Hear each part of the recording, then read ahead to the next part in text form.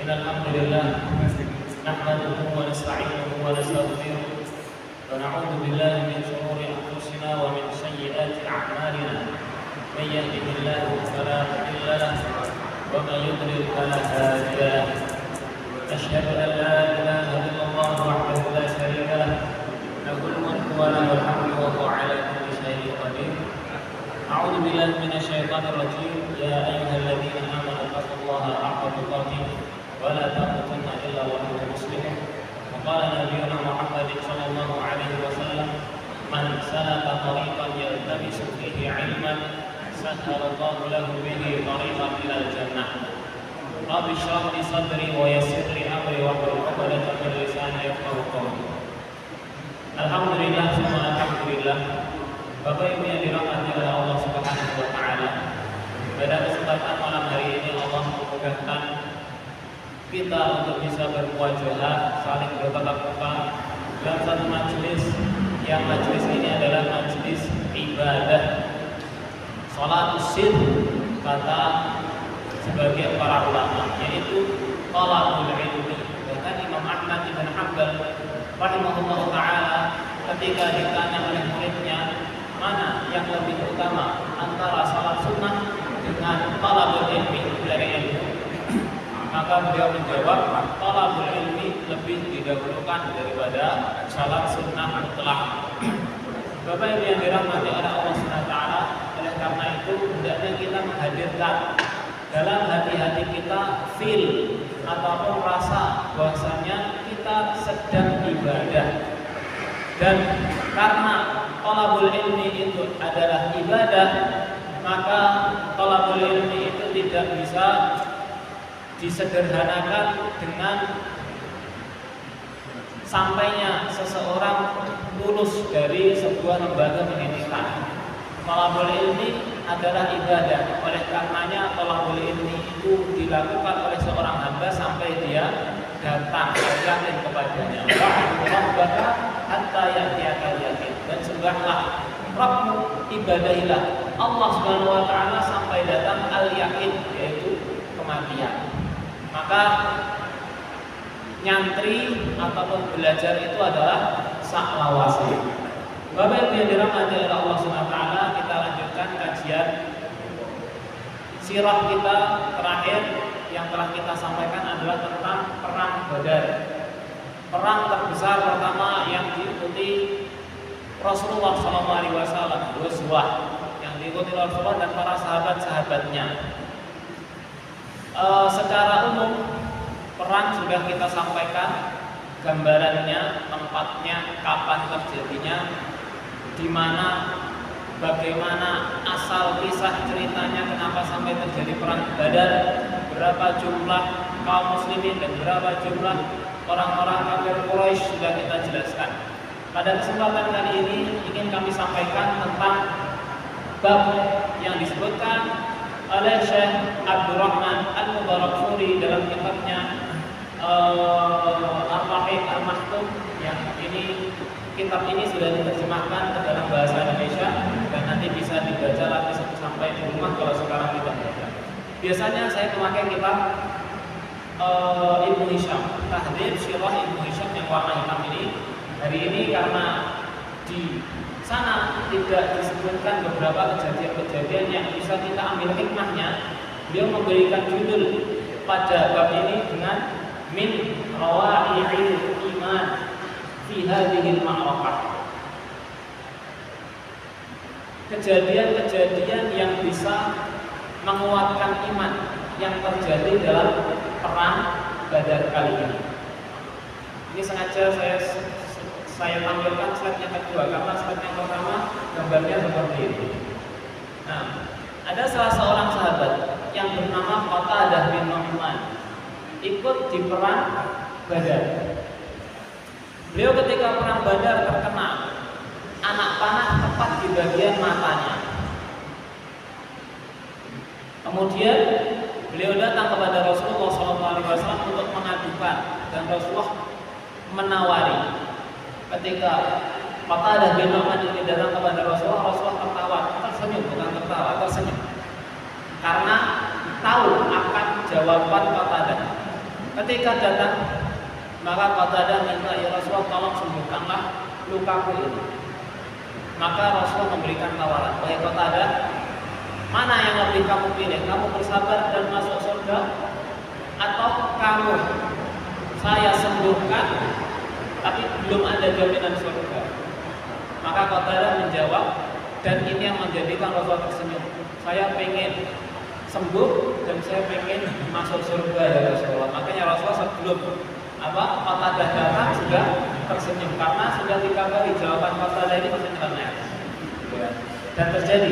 Nah, ini Qatadah bin Nu'man mengalami luka yang sangat parah ketika matanya terkena panah. Dalam riwayat lain kena tombak sampai keluar dari matanya. Lalu kemudian beliau mendatangi Nabi Muhammad SAW dalam keadaan tersebut. Kemudian Nabi SAW mengambil matanya dan mengembalikannya ke tempat semula dengan tangan beliau dan berdoa. Maka dengan izin Allah matanya kembali seperti semula, bahkan lebih baik dari sebelumnya. Kata-kata lebih baik dari sebelumnya ini memiliki dua riwayat. Riwayat yang pertama itu pengakuan Qatadah, sebelumnya mata saya yang keluar ini buram menurut kita. Nah, tapi setelah di doa mendapatkan doa dari Rasulullah lebih baik. Tapi riwayat yang kedua itu adalah pendapatnya para sahabat. Kok kami tidak melihat perubahan yang ada di matamu setelah disembuhkan oleh Nabi? Dua-duanya kelihatan bagus. Sehingga peristiwa ini menjadi salah satu tanda pertolongan Allah dan kemuliaan yang diberikan kepada para sahabat di medan Badar, di medan perang Badar. Bapak Ibu yang dirahmati oleh Allah SWT.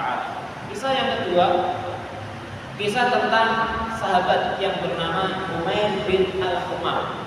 Umair ibnu Al-Humam, Aku Banu Salamah.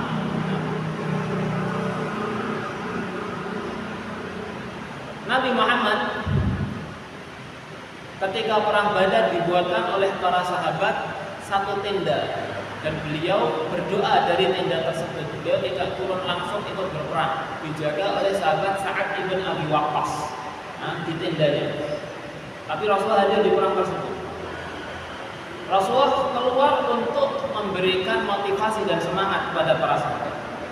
Mengatakan Rasulullah berorasi dan berpidato di kalangan para sahabat yang sudah siap untuk berperang.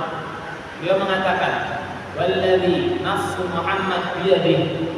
Wahai manusia, demi zat yang jiwa Muhammad berada di tangannya, la yuqatiluhumul yawma rajulun fayuqtala sabiran muhtasiban muqbilan ghairu mudbirin illa adkhalahu Allahul jannata. Tidaklah seorang yang hari ini berperang dalam kondisi sabar dan berharap pahala, kemudian dia terbunuh dan dia berperang dalam kondisi maju bukan mundur, kemudian dia terbunuh, illa adkhalahu Allahul jannah, kecuali pasti dia akan Allah masukkan ke dalam surga. Faqala Umair bin Al-Humam, maka Umair bin Humam ini mengatakan dalam hatinya yang waktu itu sedang memegang 3 buah kurma. Wa biyadihi tamaratun ya'kuluhunna. Beliau sedang memegang 3 kurma yang dia makan. Beliau mengatakan bakhil. Kata-kata bakhil ini adalah kalimatun tuqalu indal ijab, kalimat yang diucapkan ketika sedang merasa takjub. Hanya jarak antara surga dengan hidupku hanya ketika saya maju ini kemudian terbunuh. Maka beliau mengatakan bakhil. Masya Allah, luar biasa. Wah, kalau di kita. Nah, afama baini wa baina an adkhula al-jannata illa an yaqtulani haula. Ini kan sudah di medan peperangan. Apakah jarakku dengan surga hanya sekedar ketika mereka membunuhku? Summa qadafat tamawati min yadihi wa akhadha sayfahu. Kemudian dia buang kurmanya, kemudian ambil pedang dan maju. Faqatalal qauma hatta qutil. Sehingga Umar bin dan al-Hammam ini tadi maju sampai terbunuh. Jadi bentuk keimanannya para sahabat, bentuk ketaatannya para sahabat, bentuk sam'u wa ta'ah, mendengar taat. Gak banyak tanya. Nah, masa iya gitu kan. Jarakku antara aku dan surga hanya sekedar maju kemudian dibunuh sama mereka. Misalnya saya tidak membunuh pun saya tetap masuk surga. Misalnya saya tidak membunuh 3 orang dari mereka pun saya tetap masuk surga. Hanya sebatas maju kok, yang penting maju kan ini hadisnya kan. Ya, yang penting kamu sabar, berharap pahala kepada Allah dalam kondisi ofensif, menyerah bukan diserang, bukan lari mundur. Urusan bisa membunuh ataupun tidak bisa membunuh nomor 2, yang penting maju, terbunuh selesai masuk surga. Makanya dilimpahkan tamarnya, kurmanya dan ambil pedang. Misalnya maju sambil merem pun itu tetap masuk surga. Jadi syuhada perang Badar. Dalam perang Badar Utsaimin al-Hammam mendengar Nabi SAW bersabda bahwa surga seluas langit dan bumi disediakan bagi para pejuang di jalan Allah. Maka ia pun berkata penuh semangat, bakhir, ataupun sungguh luar biasa. Lalu ketika ditanya alasannya, ia menjawab bahwa harapannya hanyalah agar ia bisa termasuk menjadi penghuninya.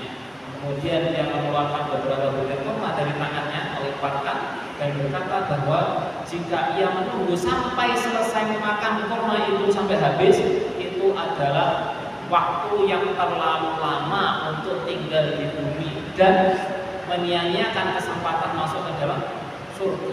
Maka ia pun membuang kurma tersebut dan segera maju ke medan perang hingga gugur sebagai syahid, menunjukkan besarnya kerinduan terhadap surga dan keimanannya yang tulus.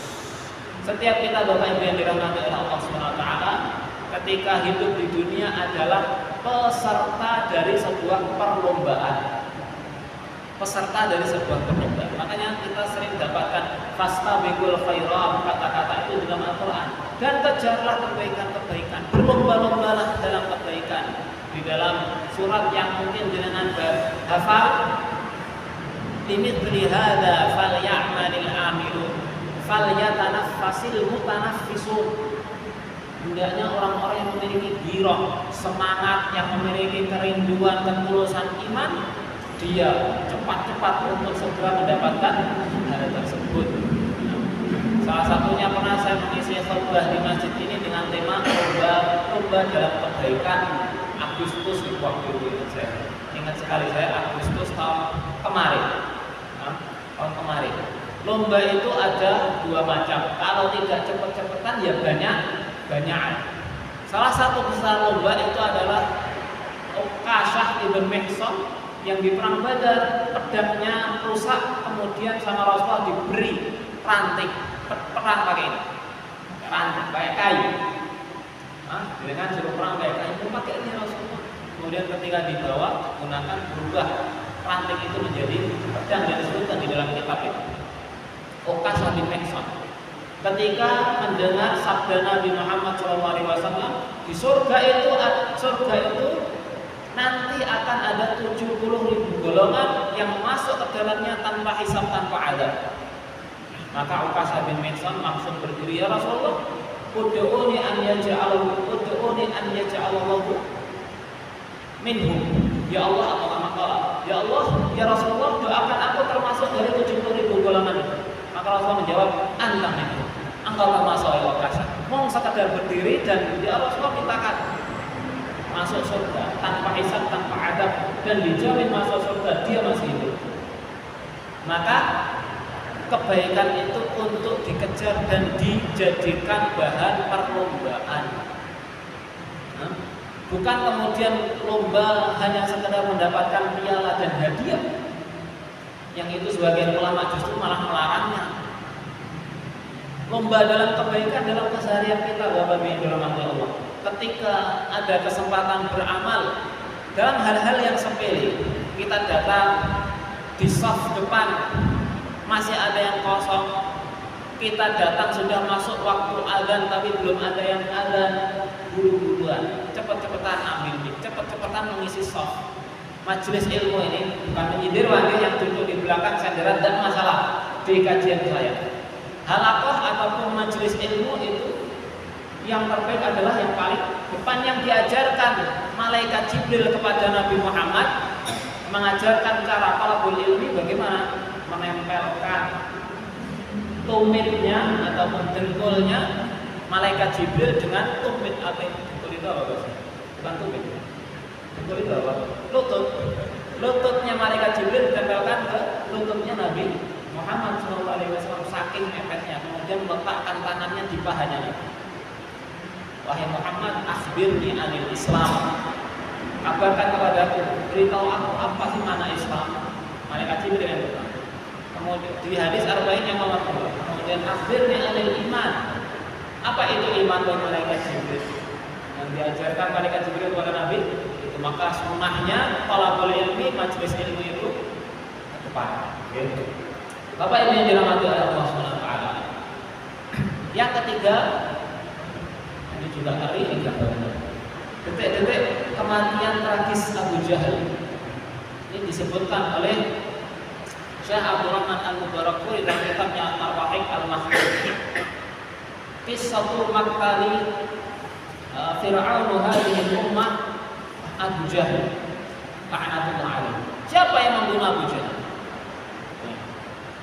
Dalam perang Badar, Abu Jahal diserang oleh dua pemuda Ansor, dua-duanya dari Ansor, yang masih muda, umurnya 15 dan 16 tahun. 15 dan 16 tahun itu kelas 3 SMP, kelas 2 SMP. Ini apa gitu? Atau kelas 1 SMA. 17 tahun itu kelas 2 SMA, seingat saya. Mendapatkan KTP SIM itu kelas 2 SMA. 17 tahun. 15 atau 16 tahun antara kelas 3 SMP atau kelas 1 SMA. Datang kepada Abdurrahman bin Auf radhiyallahu anhu di pertengahan perang. Kemudian mengatakan, "Ya ammi, wahai pamanku, arini Abu Jahal. Tunjukkan kepadaku mana yang namanya Abu Jahal."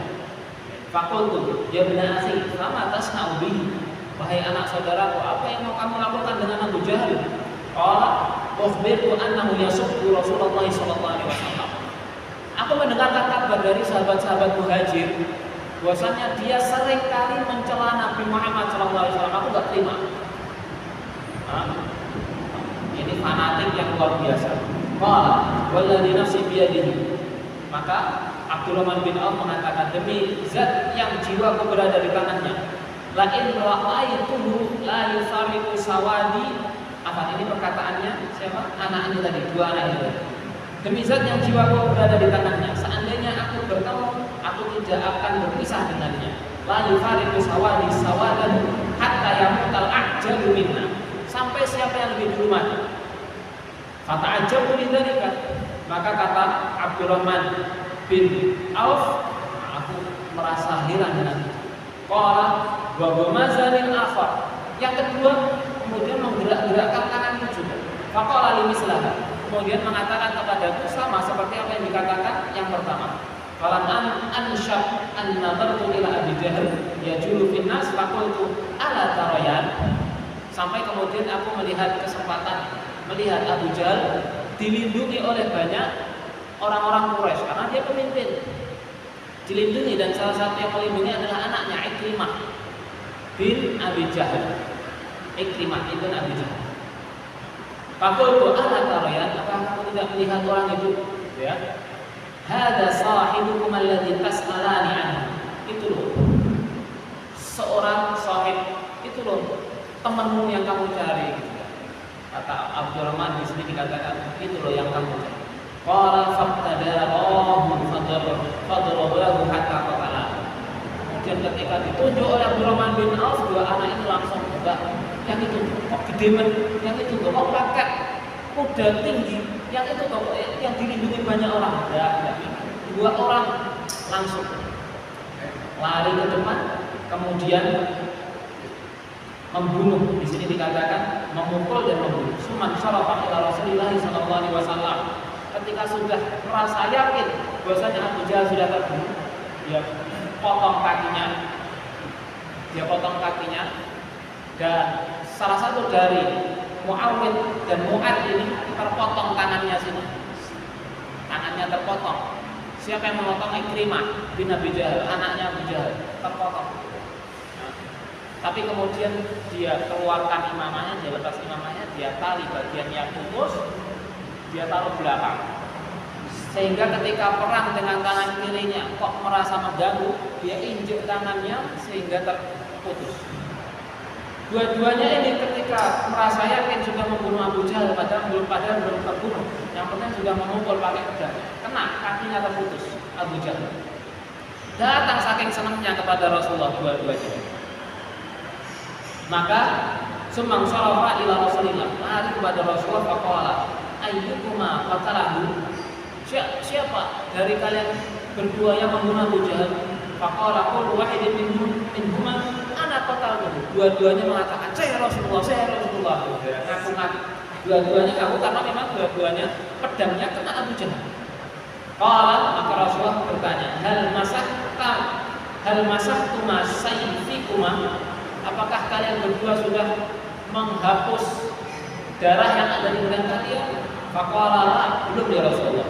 Karena dari Rasulullah SAW ila sayfain, Rasulullah kemudian melihat ke pedang dari keduanya. Faqala kilakuma qatala, kalian berdua benar-benar telah membunuhnya. Wa qala Rasulullah SAW bisalabihi Mu'ad ibn Amr ibn Jamuh wa Muawid ibn Afra.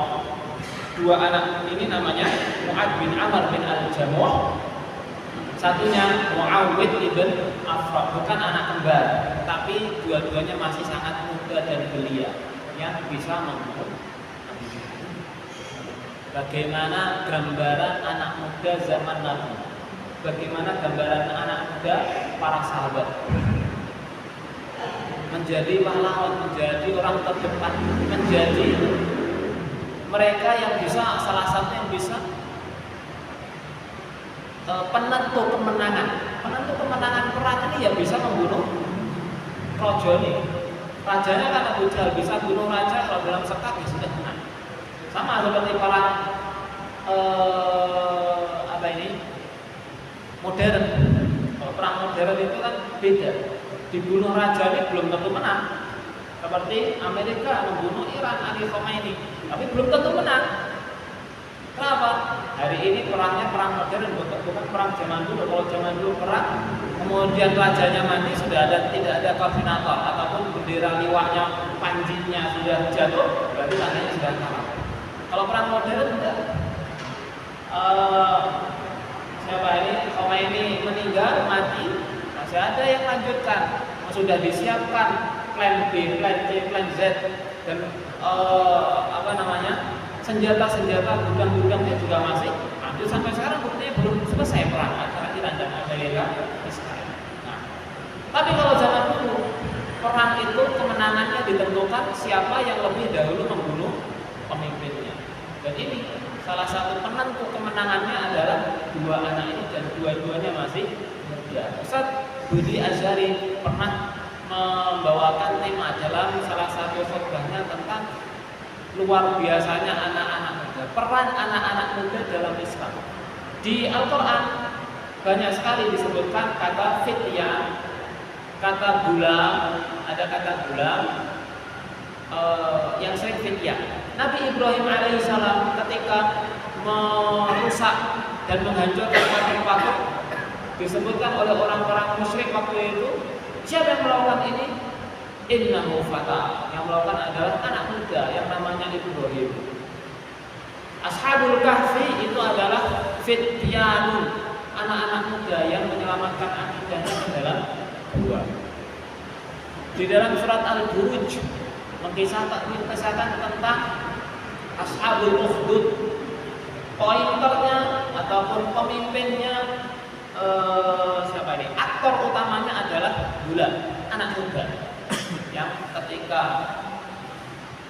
raja waktu itu yang Nasrani waktu itu, raja kafir waktu itu disuruh, kalau kamu ingin membunuhku, ambil anak panahku, kemudian ucapkan Bismillah, arahkan ke pelipisku, nanti saya akan mati. Kalau cuma menyuruh anggota TNI, Kopassusmu, untuk saya dibawa ke gunung, dilemparkan, saya dibawa ke laut, diceburkan, tidak akan selesai. Kalau mau bunuh saya, tapi dengan menyebut nama Allah. Kemudian sehingga kenapa ada ashabul ukhdud, orang-orang yang dieksekusi dengan cara digalikan parit, dimasukkan dan dibakar gara-gara anak muda itu. Satu bangsa, satu kota, ataupun satu negara masuk Islam gara-gara satu anak muda.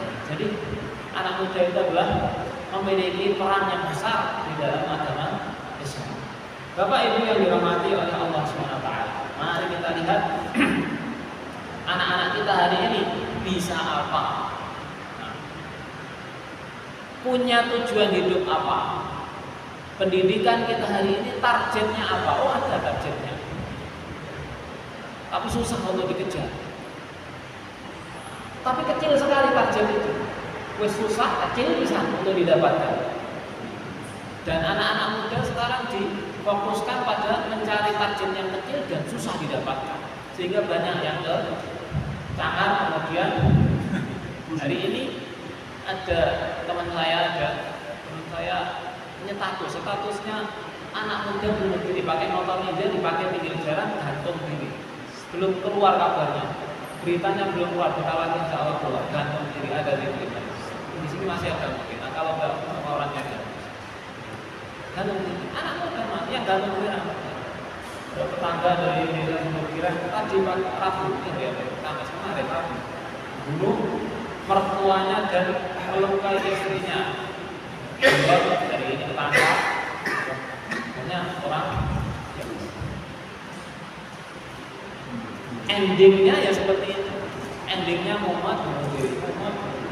Semoga Allah SWT berikan kepada kita ketenangan, tumanina, kebahagiaan dengan apa yang kita miliki. Kunci kebahagiaan itu adalah sabar dan disiplin. Kata Umar bin Khattab, saya tidak peduli mau mengendarai yang mana, mau mengendarai sabar atau yang syukur, saya tidak peduli. Yang penting itu ada pada diri saya, insya Allah hidup saya akan tenang. Bapak Ibu yang dirahmati oleh Allah SWT, inilah dalam perang Badar, Abu Jahal diserang oleh dua pemuda Ansar, Mu'ad bin Amr bin Al-Jamuh dan Muawiyah bin Affan, hingga terluka parah dan terjatuh. Lalu Abdullah bin Mas'ud memastikan kematiannya. Di akhir laga, Rasulullah SAW mengatakan, "Walamma intahatil ma'rakatu qala Rasulullah SAW, man yaqulu man sana'a Abu Jahal." Siapa yang mau saya perintah untuk mencari bagaimana kondisinya Abu Jahal? Fatafaraqa an-nasu fi talabihi, maka para sahabat kemudian berpencar mencari. Fawajadahu Abdullah ibn Mas'ud radhiyallahu anhu wa bihi akhirul mungkin. Maka yang menemukan kondisinya Abu Jahal adalah Abdullah bin Mas'ud radhiyallahu anhu, berada dalam kondisi sakaratul maut, belum terbunuh oleh anak muda ini. Dua anak muda ini dalam tanda kutip menjadi wasilah kematiannya, tapi belum sampai mati. Fawadda'a rijlahu ala unuqihi wa akhadha lihiyatahu liyahtazza ra'sahu. Maka yang dilakukan Abdullah bin Mas'ud adalah menginjakkan kakinya di lehernya Abu Jahal, memegang jenggotnya untuk menggerakkan kepalanya. Kemudian tersadarlah Abu Jahal. Wa qala hal akhzaqallahu ya aduwallah. Wahai musuh Allah, apakah Allah sudah menghinakanmu dengan apa yang Allah lakukan? Qala wa bimadza akhzani, masih tidak terima. Saking ini menunjukkan kemuliaannya semua orang. Apakah dia benar-benar menghinakanmu?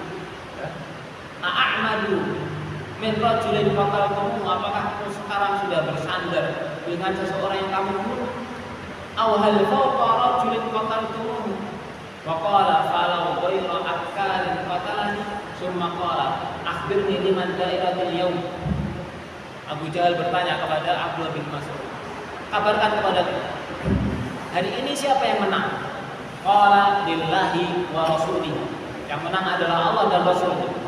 Suma qala Ibnu Mas'ud kemudian berkata, wa kana qad wada'a rijlahu ala unuqihi, dan waktu itu Abdullah bin Mas'ud meletakkan kakinya di tengkuknya ataupun di lehernya Abu Jahal. Abu Jahal mengatakan, laqad irtaqaita murtaqan sa'ban ya ruwai'iyal ghanam. Wahai anak penggembala kambing, kamu sungguh telah meletakkan kakimu di tingkat-tingkat yang tertinggi. Ya. Murtaqan sa'ban ini adalah puncak yang tinggi, puncak yang sangat sulit untuk didaki seseorang. Kalau anak-anak kita paling pol daki ya Penanggungan, daki ya mana ini gunung paling puncak yang tingginya 3.000 mdpl, 2.000 mdpl. Abdullah bin Mas'ud mendakinya apa?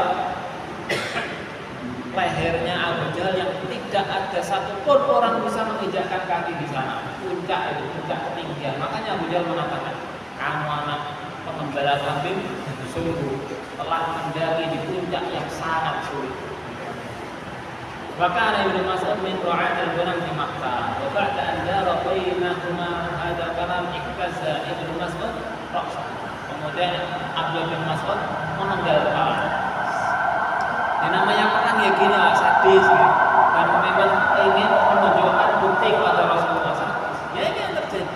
Makanya janjinya adalah surga karena pilihannya antara hidup dan mati. Yang paling kita cintai apa?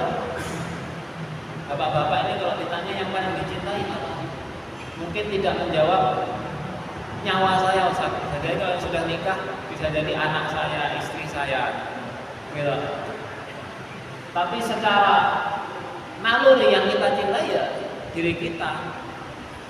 Walaupun kemudian kita siap untuk mengorbankan nyawa kita demi anak ataupun istri kita.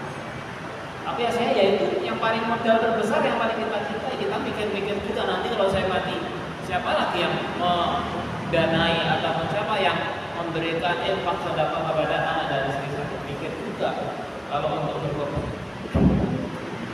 Tapi kita yang terjadi. Yang paling mahal dari diri kita adalah nyawa kita.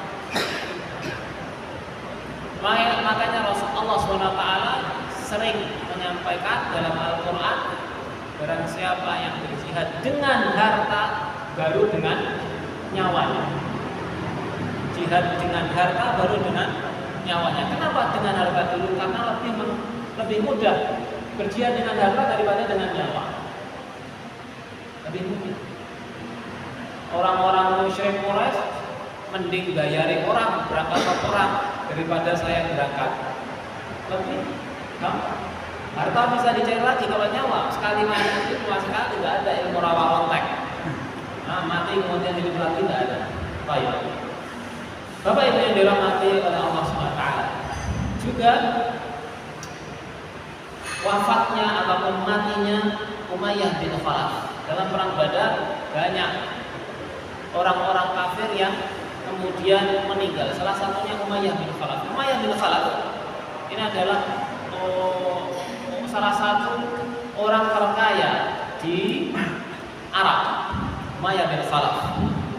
Dia laknatullah alaih adalah tuannya Bilal bin Abi Rabah. Yang dulu ketika awal-awal Islam datang, Bilal bin Rabah masuk Islam, yang menyiksa Bilal sampai mengatakan, katakan kalau unta itu adalah Tuhanmu, katakan kalau kotoran itu adalah Tuhanmu. Paksa badan itu kemudian ditindih badannya dengan batu yang sangat besar dan masih diinjak dengan kakinya, badannya dalam kondisi Arab yang sedang panas-panasnya sampai badannya Bilal bin Abi Rabah melempung. Kemudian diselamatkan oleh Abu Bakar. Ini sini tak beli. Ini saya jual. Bilal ini saya jual 10 kali lipat. Tak beli 10 kali lipat kali. Karena Umayyah bin Khalaf mikirnya hanya urusan ekonomi. Nah ini jual beli yang menguntungkan. Harusnya cuma 10 juta dibeli 100 juta.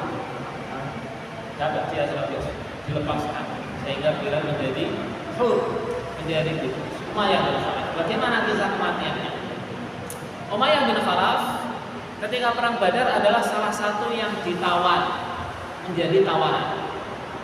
Abdurrahman bin Auf dulu ketika di Makkah adalah sahabat konco kenal, konco peleknya Umayyah bin Khalaf. sama-sama tajir, sama-sama pedagang, sama-sama pebisnis. Temen. Bedanya Abdurrahman bin Auf ketika Rasulullah datang dia masuk Islam, Umayyah bin Khalaf karena kesombongannya dia tidak mau masuk Islam. Ketika perang Badar, Abdurrahman bin Auf dalam kondisi yang miskin waktu itu, belum punya apa-apa ataupun masih sedikit harta. Apa yang dilakukan Abdurrahman bin Auf ketika selesai perang? Beliau adalah salah satu yang mengumpulkan harta rampasan perang, mengumpulkan tameng, mengumpulkan anak panah, mengumpulkan busurnya, mengumpulkan pedang-pedang. Umayyah bin Khalaf melihat Abdurrahman bin Auf, namanya dulu adalah dia Abdul, hambanya Wud. Wud itu adalah sembahannya orang-orang musyrik, jiwa ataupun patung yang dinamai dengan Wud. Abdurrahman tidak mau menolak. Itu tahu, Abdurrahman bin Auf tahu yang manggil adalah sahabatnya. Tidak ada yang memanggil dengan sebutan itu kecuali Umayyah bin Khalaf. Abdurrahman bin Auf radhiyallahu anhu tidak mau menolak dan tidak mau menjawab. Sampai kemudian Umayyah bin Khalaf memanggil dengan ya Abda'illah, wahai hambanya Ilah. Baru Abdurrahman bin Auf menoleh dan meninggalkan. Daripada kamu mengumpulkan harta rampasan, mending kamu tawan saya saja. Saya punya banyak harta di rumah, nanti tebus dengan yang banyak, minta tebusan dengan sebanyak-banyaknya. Maka oke, kalau gitu dilempar, dibuat semua rampasan yang sudah dikumpulkan oleh Abdurrahman bin Auf. Kemudian dibawalah Umayyah bin Khalaf untuk dijadikan tawanan. Nah, dijadikan tawanan. Maka Abdurrahman bin Auf sambil membawa Umayyah bin Khalaf dan anaknya juga tertawan, mengatakan kepada para sahabat dan kepada orang-orang yang dilewati, ini adalah tawananku, saya yang menjamin keselamatannya. Nah, maka Bilal bin Abi Rabah melihat tuannya dulu yang dulu pernah menyiksanya, yang dulu pernah memaksanya untuk agar kembali kafir. Bilal bin Rabah melihat, kemudian mengatakan, waqsul kufri Umayyah bin Khalaf la najatu in najah. Ini aiki dong gitu kalau kita, aiki ya ayo kono gitu kan. Pentolan kufuran. Ini loh yang biasa aku ceritakan kepada kalian orang-orang Ansor. Ini loh yang namanya Umayyah bin Khalaf yang dulu menindih saya pakai batu besar di padang pasir yang panasnya luar biasa. Sampai badan saya melepuk, memaksa saya mengatakan ini. Ini loh yang namanya Umayyah bin Khalaf. Kemudian bila benar-benar mengatakan mana jauh tuh aja. Kalau dia masih selamat, saya nggak akan selamat. Wahai Bilal, kata Abdurrahman bin Auf, takillah, bertakwalah kamu kepada Allah. Bilal, ini sudah tak lindungi, ini tawanan saya, jangan diapa-apakan. Tapi Bilal bin Rabah tetap teriak-teriak, mana jauh tuh aja, sampai kumpul para sahabat Ansor. 1 orang, 2 orang, 3 orang, 5 orang sampai mengitari Abdurrahman. Kemudian yang dilakukan oleh Abdurrahman bin Auf adalah tidurlah kamu. Maka Umayyah bin Khalaf ini kondisi badannya gemuk, besar, tinggi. Dia tidur, Abdurrahman bin Auf menutupi dengan badannya. Ya, menutupi dengan badannya. Yang dilakukan oleh para sahabat menusuk-nusukkan pedangnya kepada Umayyah bin Khalaf sampai kakinya Abdurrahman bin Auf kena pedang. Nah, maka kemudian Abdurrahman bin Auf mengatakan kepada Umayyah bin Khalaf, unju binafsik, sudah selamatkan dirimu. Wala najati, aku sudah tidak bisa menolongmu lagi. Wallahi ma aghna anka syai'an, aku sudah tidak bisa memberikan manfaat kepadamu sedikit pun. Qala fahabahuhuma, sehingga bisa kabur, tapi dikejar oleh para sahabat sampai kemudian dibunuh. Fakana Abdurrahman yaqul, kemudian setelah melihat kejadian itu semuanya, Abdurrahman bin Auf mengatakan, yarhamullahu Bilalan. Bilal mengatakan, semoga Allah mengampuni wahai Bilal. Semoga Allah memberikan kasih sayang kepada wahai Bilal. Dhahabta adra'i, kamu sudah menghilangkan harta rampasan yang sudah kamu kumpulkan. Wa fajja'ani bi asiri, kemudian kamu sekarang mengagetkanku dengan tawaranku hilang. Ini hilang, saya tidak dapat apa-apa ya. Semoga Allah memberikan maaf kepadamu dan merahmatimu. Bukan apa ini? Ini kalau sahabat saat konflik masih tetap menjadi sahabat. Kadang kita gara-gara masalah sepele rebutan hal-hal yang sebenarnya itu sangat hina sekali, tapi sampai kemudian menjadikan musuh. Dunia itu kan hanya seperti kalau jenengan main monopoli sama anak jenengan. Pernah mainan monopoli? Tahu monopoli? Monopoli itulah dunia kita. Kadang anak kita gara-gara rebutan uang, mainan monopoli atau rebutan hotelnya, rebutan rumahnya yang itu hanya plastik, sampai kemudian pukul-pukulan. Dunia itu hanya sekedar monopoli, gak asli fana. La'ibun walah, makanya Allah mengatakan inna mahadhi dunya la'ibun walah. Dunia itu hanya senda gurau dan permainan saja, maka jangan serius-serius kalau main monopoli. Jangan sampai dunia menjadikan antara kita dan saudara kita terpisah. Bapak Ibu yang dirahmati oleh Allah Subhanahu wa taala, masih banyak kisah yang bisa kita pelajari, yang perlu kita sampaikan berkaitan dengan perang Badar. Semoga Allah Subhanahu wa taala memberikan umur panjang dan banyak juga hikmah-hikmahnya. Ada beberapa hikmah, ini saya bacakan. Hikmah dalam peperangan Badar adalah menguatkan kedudukan Islam di Makkah dan Madinah. Yang pertama. Kemudian menambahkan keyakinan bahwa mereka adalah pihak yang benar. Makanya dinamakan Yaumul Furqan, Yaumul Taqal Jam'an, hari pembeda, hari di mana dua kelompok bertemu. Kemudian memperkuatkan kepercayaan orang Islam kepada Nabi Muhammad SAW dan ajaran Islam karena melihat secara langsung mukjizat-mukjizatnya Nabi. Kemudian umat Islam itu menjadi disegani dan ditakuti oleh kabilah-kabilah Arab lainnya. Sebaliknya, pengaruh orang Quraisy Mekah mulai lemah dan merosot karena pemimpinnya sudah habis. Tinggal anak-anak muda penerusnya. Siapa penggantinya Abu Jahal? Siapa? Suaminya Hindu binti Utbah. Bapaknya Muawiyah. Siapa? Abu Sufyan yang memimpin kafilah dagang ketika perang Badar.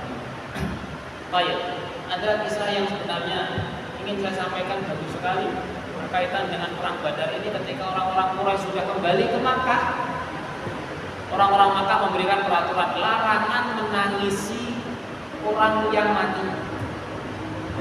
Larangan menangisi. Sampai ada orang Quraisy yang kehilangan 3 anaknya dalam perang Badar. Karena melihat mendengar itu, jangan ada yang nangis. Jangan sampai orang-orang Madinah bangga dan senang karena musibah yang menimpa kita. Gak boleh nangis. Sampai kemudian orang ini tadi mendengar ada perempuan nangis, menyuruh budaknya untuk melihat. Lihat itu kenapa? Apakah sudah diizinkan untuk menangisi orang-orang yang mati? Ketika dilihat, diambil kabarnya, ternyata itu adalah perempuan yang nangis karena kehilangan untanya yang hilang. Kemudian orang tadi membuat syair, ada di kitab Sirah Indonesia, membuat syair yang panjang. Apakah orang boleh menangisi untanya sedangkan saya kehilangan anak 3 gak boleh nangis? Panjang sekali. Bapak Ibu yang dirahmati, salah satu kekonyolan orang-orang Quraisy. Barakallahu fikum. Ini yang sepenggal kisah yang bisa kami sampaikan, semoga bisa menambah keimanan kita, bisa kita ambil hikmah pelajaran-pelajarannya dan menjadikan keimanan kita, keyakinan kita semakin kuat dalam memeluk agama Islam dan mengikuti sunnah-sunnah yang diajarkan oleh Nabi Muhammad SAW. Kita tutup majelis kita pada malam hari ini dengan membaca hamdalah dan doa kafaratul majelis. Alhamdulillahirabbil alamin. Subhanallah.